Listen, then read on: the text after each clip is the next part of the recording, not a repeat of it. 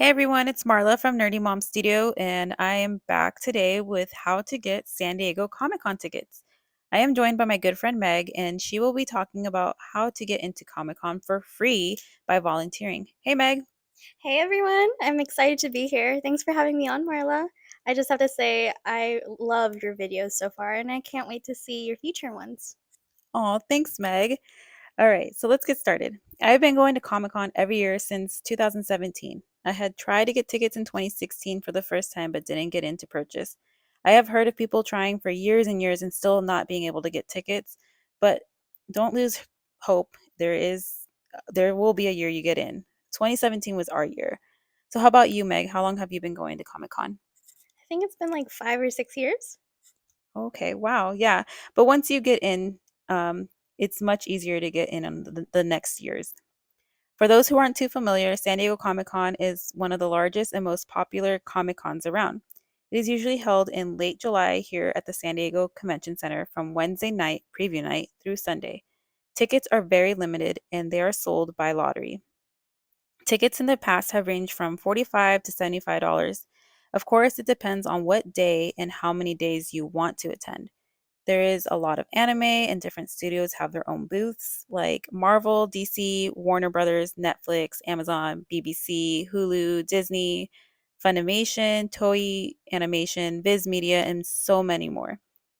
Big studios come on down to Sunday San Diego to promote their upcoming shows and movies. You'll get to see some movie stars and so much more. They have a lot of fun, cool shops like Funko Pop and Loungefly. You'll find some pretty cool exclusives that you can only find here at Comic Con. Comic Con is also a super fun place to cosplay. I just have to shout out Meg for her awesome cosplay. All right, so first thing you need to do is set up a Comic Con account. These are free. You'll need to visit comic-con.org and click on the sign up or log in to member ID and click create member ID. It's the pretty basic steps: name, email, etc. You choose your own unique username. This username is super important because this is how they will identify you at Comic-Con. When setting up an address, it's super important to set up an address that you know will not change. Tickets go on sale in October or November for returning guests and March for new guests, and they don't send badges out until 3 weeks before the con. I know someone who forgot to change his address and it got shipped there. He had to call, go all the way down to the convention center, pick up a new badge.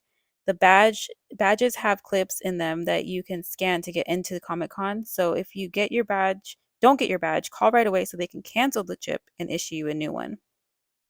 Now they do give you a chance in May to change the address before they ship it just in case. But it's always best to get a secure address. It's important to set up an account now. Once they announce badges on sale, they will lock the ability to make an account, and you need an account to purchase badges. Now, they give us about a week's warning when tickets go on sale. They typically go on sale on a Saturday at 9 a.m. And this is where the stress comes in. They will send you a link by email about 3 days before the sale. You will need to log on to that link before the start of the sale, so before 9 a.m. Once it turns 9 a.m., you are officially in the waiting room queue. You will see the infamous blue loading dots. Do not refresh the page. It automatically refreshes. Make sure you have good, stable internet. Laptops are highly recommended. Once you get pushed through the waiting room, you have 15 minutes to purchase your badges. You can buy up to 3 badges, but each person you are buying for must have their own ID. So each person needs to make an account.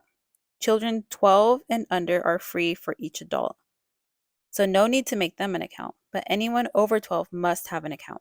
Now, to increase your chances of getting through the queue, I highly recommend making multiple accounts for everyone in your family, even if they have no interest in going and each person has a link. I have used 3 laptops, an iPad, and an iPhone all at the same time. Now, laptops are much more reliable and highly recommended through the Comic Con website, and I have gotten through on my laptop each time.